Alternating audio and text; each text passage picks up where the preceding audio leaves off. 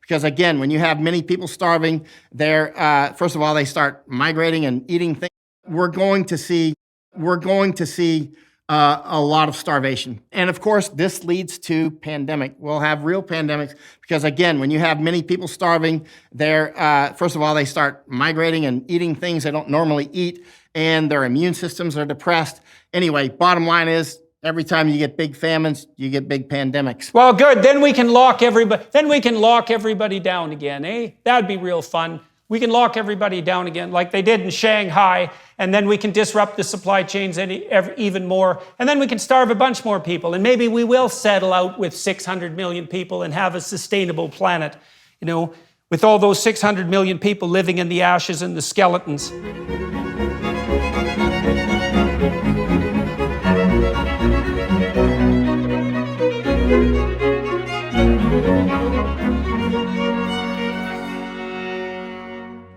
Hi, everybody.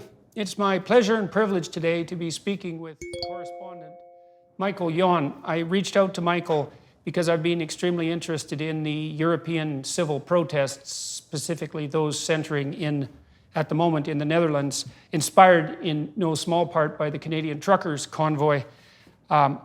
Those protests are receiving short shrift and minimal coverage in what has become to known as the legacy media, which is more and more in a collusional relationship, let's say, with the globalist utopians who are attempting to guide our destiny so destructively and unsuccessfully. I reached out to Michael because I want to find out, to the degree that I can, what's going on, particularly in the Netherlands and more broadly in Europe and around the world. And he's a cardinal person to talk to in this regard. And he's a very interesting person in his own right for all sorts of reasons, which we'll get into as we progress. Michael was one of America's youngest Green Berets. That's not an easy thing to manage at 19 years old. He spent more than half his life overseas in more than 80 countries. So he's been everywhere, man, and has seen many things. Mr. Yon is also the author of 3 books published in the United States, including Moment of Truth in Iraq, 2016, and 3 others in Japan, covering, among other topics, the present and developing information war with China. He is America's most experienced combat correspondent, not necessarily a title for the faint of heart, let's say. Most recently, as I said, and this is the proximal reason for this discussion, Michael has been tracking and covering the rising tide of civil disobedience in the Netherlands and elsewhere in Europe. So thank you, Michael, very much for coming in to talk to me today. I understand that you're in the Netherlands right now. You've been there for a couple of weeks. And so tell us a little bit about yourself and why you're in the Netherlands and what you've been seeing and what you think it means. Yes, sir, Jordan, and thank you for inviting me on. I've watched your show for years now. It's incredible to come on. Yeah, and you mentioned the Canadian truckers. That their courage cannot be, and their inspiration cannot be understated. Courage is courageous, as is cowardice. And so we must display courage. Recently, some months ago, earlier this year, I drove from California to Washington, D.C. with American truckers who were inspired by Canadian truckers. And they were flying Canadian flags. These are American truckers, and Americans over bridges. I must have seen hundreds of thousands flying almost as many Canadian flags as Americans. You may have seen it on the news while the news sort of blockaded it. No, we never see anything like that on the news in Canada. That's because, true. Our media is so subsidized by the government that anything that runs against government dictates, and I hate to say that about a country like Canada, is just minimally covered or not covered at all. I had no idea that the American truckers were flying Canadian flags. You'd think that'd be news in Canada, because isn't it news when Canada becomes interesting? And in fact, I know almost nothing about the truckers' convoy in the U.S. to Washington, and I do try to follow the news. Jordan, the truckers' convoy in the United States from California to Washington, it was actually pretty massive. And I was there every step of the way. And so many Canadian flags, you wouldn't believe it, hanging off bridges, sides of the roads, even in blue states. And it was all from inspiration from Canada. And so, again, courage is courageous, cowardice is courageous. And the Americans were very proud to follow the lead of Canadians. And so, again, this is spreading across the world. Yeah, well, that's amazing. Canadians don't even know it, do they? They don't even know it because they don't want the Canadian truckers to know it. No, they have no idea, and that's really sad, that we're in a situation where we could have that be something that we don't know. And so, well, that's part of what puts us in the situation that we're in. Okay, so you were with the American truckers when they went to Washington. What sort of effect do you think they had? It was galvanizing. Of course, it's just one battle of many of awareness at that point. And I spent so much time with the truckers because in every country that I go to, I want to know what the farmers think. I go straight to farmers. I want to know what people like truckers think, law enforcement, military, that sort of thing. The basic pulse of the countries that I go to. And so, yeah, it had a good effect. It certainly, as you know, this is a long road. You've been talking about this for years. And you've been fighting this battle for years, and it's a knockdown, drag-out fight, and it goes on. But you've mentioned, I've watched some of your recent programs, you acknowledge that we're actually making progress against the WEF and the other, they call them WEF here, the World Economic Forum, the WEF, in Netherlands, they call it WEF. We are making progress. No plan ever survives first contact with the enemy. And now we are the enemy for WEF, obviously. And now that millions of people are waking up, it seems like by the week at this point, WEF is suddenly in for an actual real fight. And so that's why I was just in Mexico, tracking migrants as I've been doing. This is all part of a larger a jungle, let's say. It's not just about farmers. It's not just about truckers. It's not just about the information. Information war, obviously, is PhD level warfare. All of the substrate for everything going on is information war, as you know. So who do you, okay, so you said we are the enemy, let's say. And so who do you mean by we, and what do you think the fight's about? How would you characterize it? And who do you think, so to speak, is on the other side? You mentioned the WEF, and of course they're enemies of the moment, or what would you call it, villains of the moment, and I think deservedly so in many ways. So, but how do you characterize this battle? Why do you think of it as a battle? And what does it look like from your perspective when you're talking to the truckers and the farmers and the law enforcement types? Well, actually, it's intergenerational, as you know. We could go back to the 1920s and talk about Russian information war, and even earlier, 1879, Grant was talking about it when he was in Paris. And so, so this isn't something that started last week or even last generation. But some of our biggest opponents at this point are certainly WEF and CCP, of course. I've written 3 books on CCP information war. Unfortunately, they're only in Japanese language. That's the Chinese Communist Party, for those of you who aren't up on the acronyms. And we'd be hard-pressed to find a more devious enemy than the Chinese Communist Party.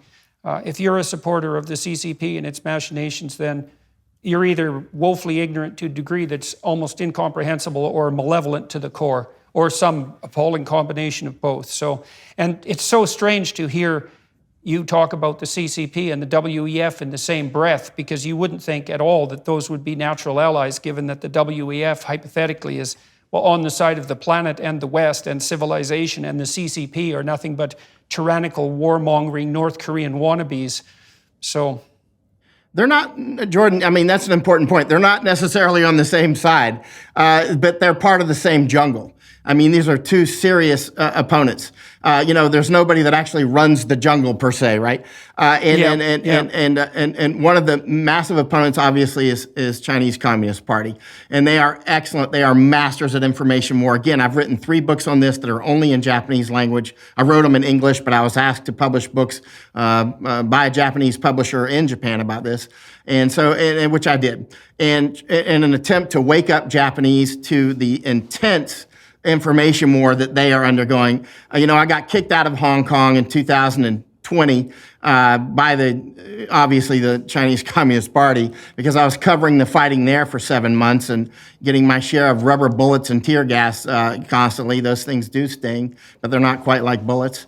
But the bottom line is the Chinese Communist Party, their information ground game is so intense. For instance, I went to Nanjing to look at the Rape of Nanjing Museum. This museum is, I've studied museum warfare in numerous countries, for instance, Indonesia, Malaysia, long list. And I'll often go to museums to look for hints of behind-the-scenes influence. And you see in the the Rape of Nanjing Museum in Nanjing, China, that thing must have cost $50 million. I don't know how much it cost, but to be directionally accurate, let's just assign a number, $50 million. And, when you show up there in the morning, there's dozens of buses filled with school children, and they go in their different color shirts for the different buses and the different flags, and I was the only, a foreigner there, to my knowledge. And, when you're about halfway through the museum, you're like, wow, that was the biggest museum. That's like the Louvre almost. Well, it's not quite that big, but it was quite a large museum. And, but then you realize you're only halfway through it. Now, as a mental health expert, you know that there's two components to hatred, and those are anger and disgust. That's like H2O. If you can combine anger and disgust, you will get hatred every single time. As you go through that, I'm a writer, so I study these things as well. As you go through the Nanjing Museum, it's all about hatred and disgust focused towards Japanese, right? And it's clear, if you want to know what a country's future plans are, you watch their information ground game. And the information ground game against Japan is a pure hatred.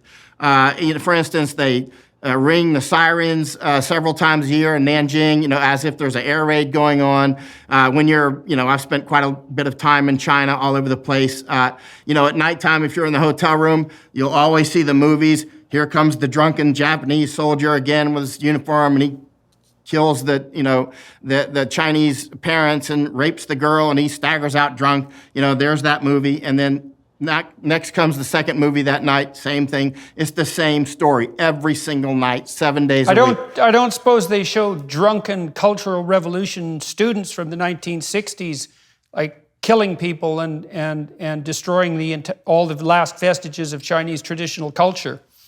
No, sir. That's obviously not there. Not.